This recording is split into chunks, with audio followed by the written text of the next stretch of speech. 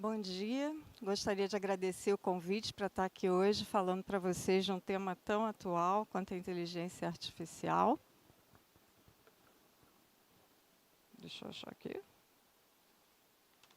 Tá aqui. Achei o passador. – 2022. Esse foi o ano que a inteligência artificial deixou de ser um assunto restrito aos grupos de tecnologia e passou a ser um assunto do nosso dia a dia. Isso aconteceu provavelmente devido ao lançamento do ChatGPT. Mas, como vocês podem ver, a inteligência artificial já vinha se desenvolvimento há muitos anos, desde a década de 1950, e seu uso na área da saúde também já vem há muito tempo acontecendo. E antes do evento do ChatGPT, nós todos já fazíamos uso desse tipo de tecnologia, mesmo sem saber ou perceber.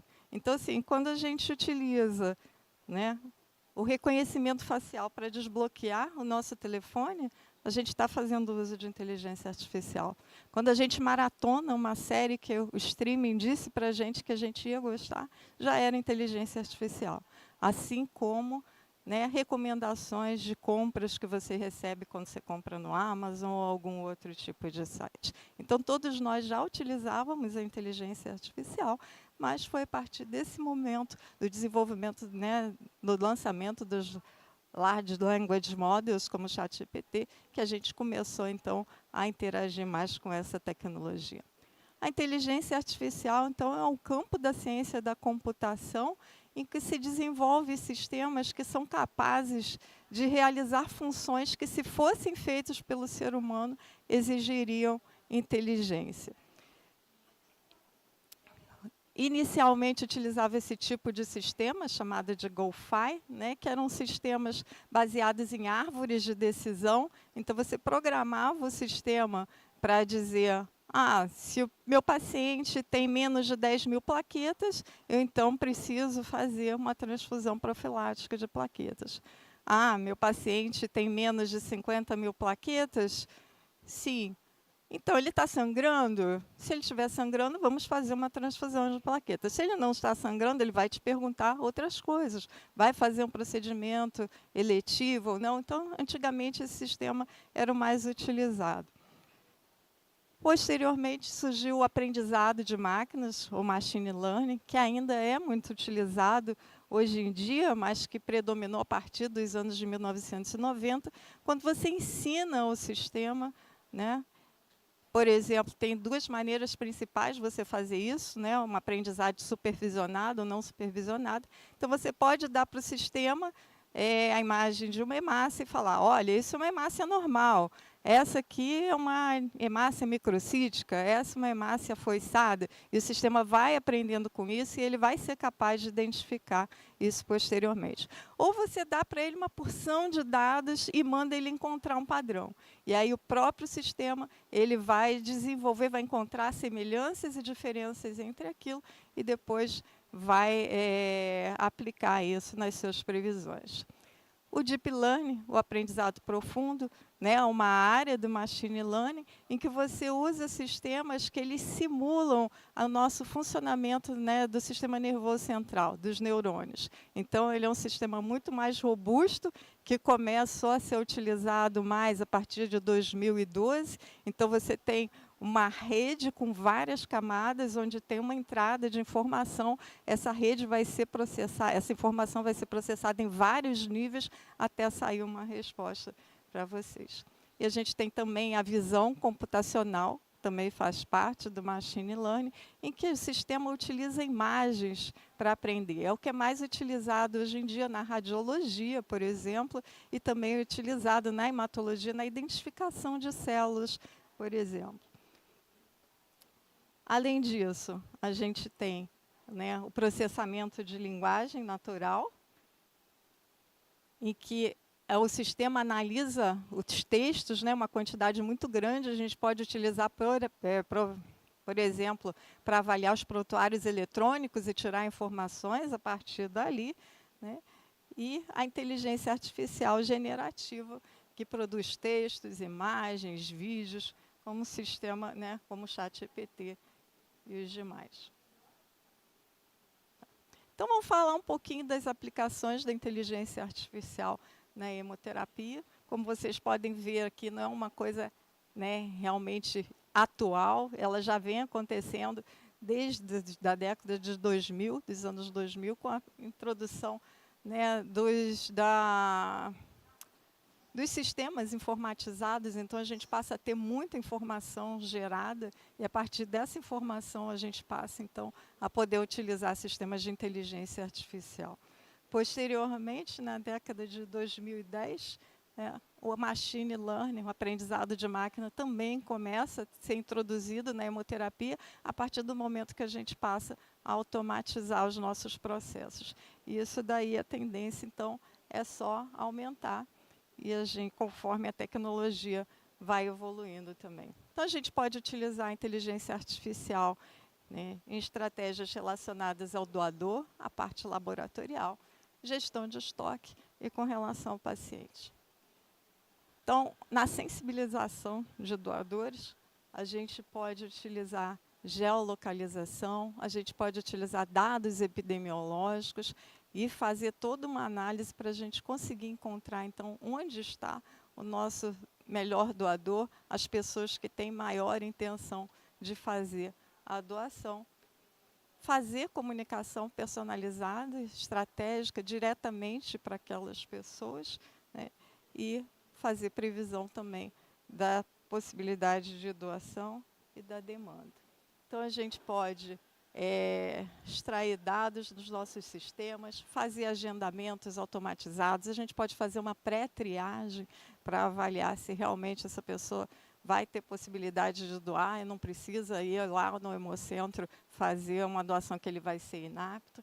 A gente pode utilizar, né, chatbots para fazer interação com essas pessoas, tirar dúvidas sobre doação de sangue. E a gente tem modelos que podem ser utilizados para prever a possibilidade daquele doador retornar para outras doações.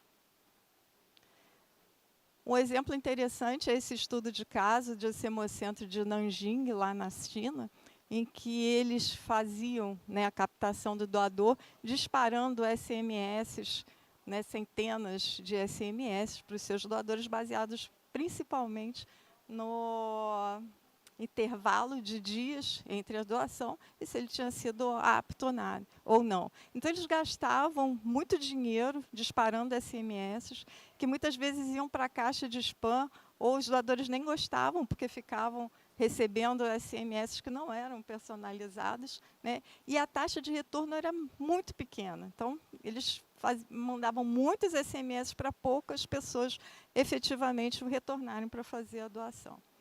Então, eles implantaram esse sistema, o XGBoost, e começaram, então, a fazer esse sistema de envio de mensagens baseado nas recomendações do algoritmo, né? Então, com isso, eles conseguiram aumentar a conversão em doação em 12%, ou seja, para os SMS que eles mandavam, o retorno dos doadores aumentou em 12%, e quando era o grupo que o algoritmo considerava de doadores com alta disposição de voltar para doar, esse aumento foi de quase 58%. Além disso, tiveram uma redução de 40% nos custos de envio de SMS, porque não ficavam enviando isso aleatoriamente, quantidade grande para todo mundo. Mas a gente não precisa de sistemas robustos de inteligência artificial para atuar em hemoterapia. A gente tem, por exemplo, esse estudo que foi feito pelos meus alunos de iniciação científica, e ele foi para apresentação oral no Congresso do ISBT de 2024, no qual a gente utilizou o ChatGPT para fazer toda a campanha da Semana de Doador do Hemocentro do Hospital Universitário. E a gente conseguiu mostrar que com o sistema praticamente sem custo nenhum, porque a gente utilizou o ChatGPT para fazer toda a campanha, a gente conseguiu um aumento de 20% no comparecimento dos doadores. A gente fez também todo o material de divulgação da campanha, utilizando inteligência artificial gratuita disponível na internet. E hoje em dia também vocês podem ver, é muito comum vocês verem no Instagram e outras redes sociais material de divulgação que tem sido feito utilizando as inteligências artificiais gratuitas. Então, né, mesmo esses sistemas que estão disponíveis hoje para qualquer um utilizar, eles podem nos auxiliar, né, na hemoterapia. Esse foi um outro trabalho também desenvolvido pelos meus alunos de iniciação científica, no qual a gente avaliou a acurácia das respostas de ChatGPT, Copilot, Gemini, sobre perguntas sobre doação de sangue para orientação dos doadores, e a performance foi acima de 85%. Então, além disso, a gente pode utilizar na triagem também de doadores, na avaliação de risco. Como eu falei anteriormente, em pré-triagem, você vai avaliar as pessoas que têm maior possibilidade ou não de doar, e com isso a gente também pode reduzir custos ineficazes. A gente também pode utilizar para selecionar doadores de aférese. A gente consegue prever com resultados de exame as características do doador, né, se aquela pessoa vai conseguir fazer uma aférese dupla, contagem de plaquetas, por exemplo, que você vai ter aqui. E a gente também pode utilizar os sistemas para avaliar a possibilidade, né, o risco de desenvolver uma reação vasovagal durante a doação de sangue. Então, esse trabalho aqui, eles usaram uma máscara para avaliação de diferenças da temperatura da face, e eles mostraram que o doador que apresentava um aumento de temperatura nessa região aqui entre o nariz e a boca, ele tinha o maior risco de desenvolver reação vasovagal. Também podemos utilizar a inteligência artificial para classificação sanguínea, a B0RH, fazer a tipagem sanguínea automatizada, fazer testes de compatibilidade. E uma outra aplicação também na imunohematologia, esse trabalho aqui ele foi desenvolvido pela doutora Berta Santos, está aqui embaixo, não sei se vocês estão vendo a foto, no trabalho de conclusão de curso dela da especialização em imunohematologia. Ela avaliou a confiabilidade das respostas do ChatGPT em perguntas específicas de imunohematologia e mostrou que ele também conseguia responder corretamente, mais de 80% do caso. E com esse estudo aqui que ela foi feita, ela foi selecionada para o programa I Try It do SBT também em 2024. Ela com mais 4 pessoas do mundo inteiro foram fazer esse programa lá, utilizando esse curso, essa pesquisa dela. A gente também pode utilizar, então, a inteligência artificial para previsão de estoque de hemocomponentes, para também enviar bolsas, né, de um serviço para o outro, diminuir com isso o desperdício, o descarte de bolsas. Então, assim, prevendo historicamente a demanda, avaliando alterações climáticas, sazonais, o mapa cirúrgico de cada instituição, o perfil de pacientes que são atendidos. O sistema, então, consegue prever muito bem qual é o estoque que você tem que mandar para aquele local. E uma outra possibilidade, né, é no controle de qualidade. Utilizando a visão computacional, você pode avaliar as células, pode avaliar lá as hemácias e detectar lesões de estoque baseadas nessas imagens, e com isso você pode selecionar o melhor como componente para o seu paciente e pode também passar a fazer uma análise, né, de validade daquele hemocomponente, não só baseada no tempo da coleta, mas também nas alterações celulares que já estão presentes naquele hemocomponente. Então, assim, também pode ser utilizada no conceito. Eu vou andar aqui um pouquinho mais rápido. E hoje em dia, assim, as maiores aplicações, os maiores estudos estão sendo nisso, na previsão de qual paciente vai precisar ser transfundido. Então, a gente tem vários estudos em vários tipos de cirurgias, em populações. Então, por exemplo, o uso de inteligência artificial para prever se um paciente que passou numa lesão traumática, vai precisar tomar transfusão de sangue. Um estudo brasileiro mostrando paciente que foi para a cirurgia cardíaca, quem ia precisar fazer transfusão de sangue.